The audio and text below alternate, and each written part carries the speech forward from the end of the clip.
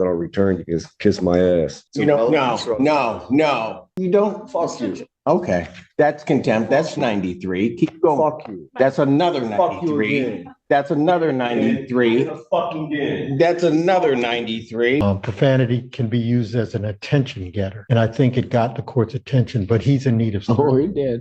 They're minute trespassings that aren't even trespassing. I used an easement for one, and the other one should have been dismissed. You know, probably you're about to try to make another mistake, and that is you're trying to practice law, even though it's about your case and you don't have a law degree. Defense counsel has filed an emergency motion to attempt to purge the contempt in this matter. You have. And I first give the floor to my client. Pardon? I'm giving my client the floor. Your Honor, there's no excuse for what I done, man. I lost my composure and I directed my frustrations at you. I apologize for being disrespectful to you and your court and wasting time, the people. Hopefully you accept my apology and reconsideration of the time you've sentenced me to. Thank you. Your Honor, we have referred him to our aimed social work division to help him work through in some of the personal issues that he's going through that culminated in his outburst in court. You've been a judge for a very long time, set a very high bar for people as they appear before you. I think we communicate differently. Some people, even though it's socially inappropriate, use profanity, and profanity can be used as an attention getter. And I think it got the court's attention, but he's in need of service. Oh, he did. He's in need of services, Your Honor. He's in need of services, and we're trying to sort through a plan to present to the court. If you would accept his humble apology to help him move the cases forward. Anything from the people. Well, Your Honor, we were all present for it. I had a chance to review the video. It's actually worse than what the court noted on the record. I'm sure the court has seen the video, but it was worse than what the court noted. I will leave it to the discretion of the court, but if there's going to be a modification or change of the sentence imposed by the court, I would certainly like there to be a plan in place for Mr. Terrell. That would be the minimum, or would be to alter or change its sentence. Mr. Terrell, what was going on with you? Well, there's a lot of issues that I'm under currently. One, I'm unemployed. I can't obtain a driver's license. Without those, it's hard to provide for yourself. The charges, once we get into it, you'll see that they're frivolous charges. They should have never been brought to the court's attention. They're minute trespassings that aren't even trespassing. I used an easement for one, and the other one should have been dismissed. Just frustrations, man. There's no excuse for what I've done. I mean, it falls on me, man. No, it does. And he realizes that many other people are watching, and how the court handles it. We're hopeful that others won't use this as an example to act out as well. Well, but from the very beginning, the one thing that, as Mr. Brown correctly points out, I've been doing this a minute. And, you know, Mr. Terrell, you were in my court, and I watched you because you were sitting in the back. You were sort of a dichotomy of things, because as you sat back in the back of the courtroom, you sat there very respectful. You did everything. You sat in that back row, just patient as all could be. When you came up, you again, initially it was fine. You were maybe upset by the charges, but a lot of people are like that. I could overhear, just so that you understand what I was trying to do, as you were talking to your attorney, that you didn't have a phone, you didn't have email, that you weren't going to be able to have adequate time. I would have just normally set it 2 weeks out, done whatever. So this defendant showed up to Judge Simpson's courtroom before, and let's just say that hearing went downhill faster than a car with no brakes. He let off a rapid-fire streak of insults, 10 in a row, like he was speedrunning contempt charges, and every single time he did it, the judge calmly stacked more jail time on top. By the end of the meltdown, he had racked up 558 days behind bars, all because he couldn't keep his mouth closed for 10 seconds. Now fast forward to today, and suddenly he's in front of the same judge with the emotional energy of a kid caught stealing candy, nervous, apologetic, and hoping nobody remembers what he did. The switch up is almost impressive. One minute he's playing the toughest guy in the building, the next he's shaking and begging for a bond motion so he can get out early. And of course, here come the excuses. I wasn't in the right state of mind. I had things going on. I didn't mean it. As if those somehow undo a full-blown courtroom meltdown. But this wasn't a one-time slip. This was repeated behavior after repeated warnings, and he still kept going like he thought consequences were optional. Even his attorney hinted that people were watching this case, which honestly just makes the situation worse for him. That's exactly why you can't let someone curse out a judge 10 times in a row and then walk out like it's no big deal, because then everyone thinks court is a suggestion, not a system. Actions have to mean something, and honestly, this judge is the perfect example of why consequences exist. He wanted to act like he was above the law, and now he's realizing the law doesn't bend just because you changed your tone the second time around. I was trying to give more time, not to delay it, Yeah. but to try to make sure that if you had to get in touch with Miss Perrony by letter, you guys had to do that or do whatever, Yeah. See, I was thinking that about the other. there be time for that to happen. And that seemed to aggravate you, but I think, when I look at it, you were aggravated because you thought the system was kind of dragging out. Yeah. But I was doing that for your benefit. My apologies. I'm again misunderstood. And so then when you wanted me to, then you wanted it done sooner. So then I said, okay, I just said, well, move up to date. I didn't know it wasn't going to be helpful for you, but what the heck? And then that's when you went off. I did. I've had people go off in front of me before. Doesn't bother me. It's going to happen, I guess. But you just got yourself worked out to the point that as you were headed down and out, I'm just thinking, I don't know why you want to battle. It's a battle you can't win. Silly me. Yeah, silly, stupid. There's a lot of words. Maybe start with that because it didn't make any sense. And I'm going to tell you something. And I'm not saying this to embarrass you because you're in good hands with the folks at the public defender's office. You need a break, right? Yes, sir. You need something to go in your direction. Yes. Yeah. And it seems everything, you can correct me if I'm wrong, everything you had been doing, none of it was quite working out. You're trying to get rid of stuff. This is one of the things you wanted it done and gotten rid of so you could try to move on to that next thing.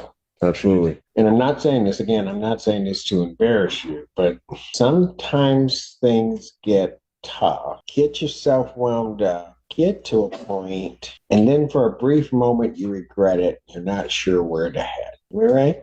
Yeah, sometimes. And I think even that day, for a brief moment, you regretted what had happened. Absolutely. As soon as I said it, but I was fueled.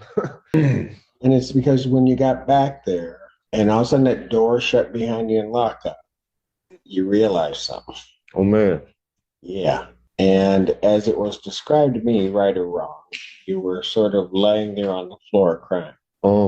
Wrong. I was sorrowful. Look. I may or may not have. No, I don't listen, recall. Just listen. There's no embarrassment there. Mhm. There's not. I got it reported to me Right. because I was worried about you. I Right. didn't.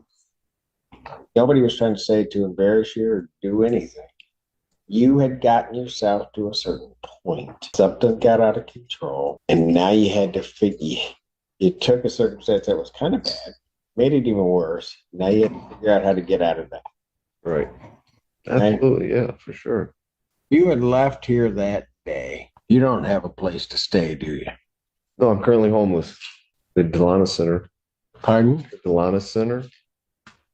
But are you there most of the time? They have a waiting list period.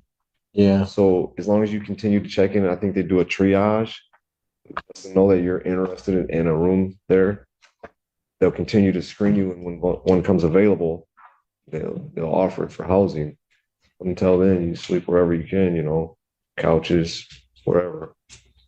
Tents, bridges, parks. As long as the cops don't push you along, you know. So the reality is you didn't have a place to go, right? Oh no, I don't have a place to go. No. All right. Judge, he's even sleeping. Pardon? He was sleep deprived. He's sleeping. He's Yeah, got a roof I over his probably head. was sleep deprived a little bit too.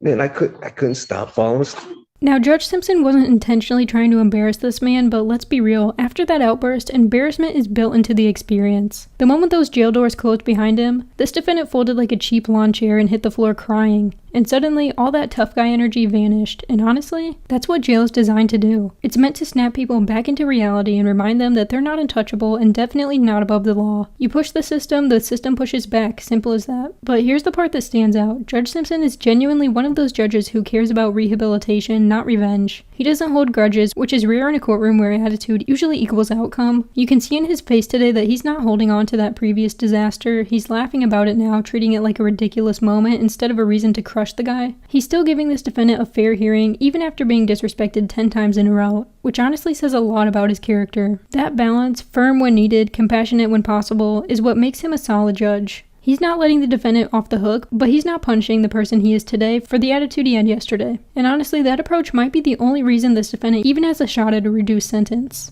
Did you notice that? Couldn't, man. I just thought it was my relaxing voice and personality. Mr. Allen, actually today, you look a whole lot better than you did that day. Thank you. I feel better too. Before you came in, when was the last time you ate? I ate probably the day before. So you hadn't eaten that whole day. No, I actually went to eat, but I didn't have enough time to jump on the bus and come back, so I skipped it. I think What do I you- had some donuts for breakfast, though. Okay. I think I may have. What do you think I would do with you after what you did? You can do anything you want with me, Your Honor. Oh, I know I can. What I would like you to do for me is to let me go, and we'll have continued scheduling of the September 4th date. You'll see that I've told you the truth about the charges that are pending. They'll probably even get thrown out by then. Pardon? The prosecutor reviews them. They should probably get thrown out. Well, probably you're about to try to make another mistake, and that is you're trying to practice law, even though it's about your case and you don't have a law degree. Why don't you leave it to the experts that are around you? And Yeah. sounds good. I think he's suggesting that you suspend or hang it over his head. The contempt, What if date not was that we sent him in? purge, Your Honor. I got it here in here. It was the 7th. Today's the No. Set him for September. No, I know I set him for September, but I said sentence. Can't just let you walk away from it. What you did is, so that you understand, this really isn't about you or me. It's about you, Yeah. but it isn't about me. You can say all those things you want, but the one thing in the past 25 years, I will tell you, I do not let people just disrespect this institution and walk away. It won't happen with me, and I'm sure Mr. Brown has told you that. I just don't. Okay. I understand, however, and balance that against sort of where you are and what you're trying to do. So we're currently set for September 4th at 9 a.m. What I'm going to do regarding the contempt, I will grant to a certain extent the motion, and I'm going to reformulate the 558 days that you talked yourself into. And when you're back there thinking, think about this, how you took a case with a maximum 30-day sentence and parlayed that to 558 days. Okay. So what I'm going to do is take the 558 days. I will indicate defendant is to serve 93. I will give him credit for the 6 that he's been in and suspend at this time the balance. Thank you. When we come back, so it's down to 93 now. When we come back on the 4th, I'll consider whatever else I might do regarding that sentence. Thank you, Your Honor. Whether or not you serve the rest of it is going to be dependent upon your behavior, how you come into court. I don't ask anybody to talk up to me. They don't have to like me. That's not my job. I'll tell you what, I like this Jarrell better than that other one I saw. Right. So let's just keep that up. You'll at least, and I don't like doing it this way, and I don't like saying it, you'll have a place, right? You're going to be eating regularly, and you're going to be looking a whole lot better, I think. I don't like doing it this way, but Right. maybe some benefit can come out of it, and you'll be able to get with their AIM division and see if we can just get certain things in place for you. Right on. All right, fair enough. Yeah. Yeah. That's all I can ask for. Thank you. Well, I'll tell you what, don't thank me. That man standing beside you, that's who you need to thank, because he was on me, and he was trying to explain and trying to make sure he didn't want to say anything off the record without Mr. Siller there, but Yeah. he was in your corner batting for you. And so you ought to be thankful for that. Because quite frankly, whether you sat there 558 days or not, I was going home for dinner. So wouldn't have mattered to me. All right. Okay. Yes, sir. Thank you. Thank you.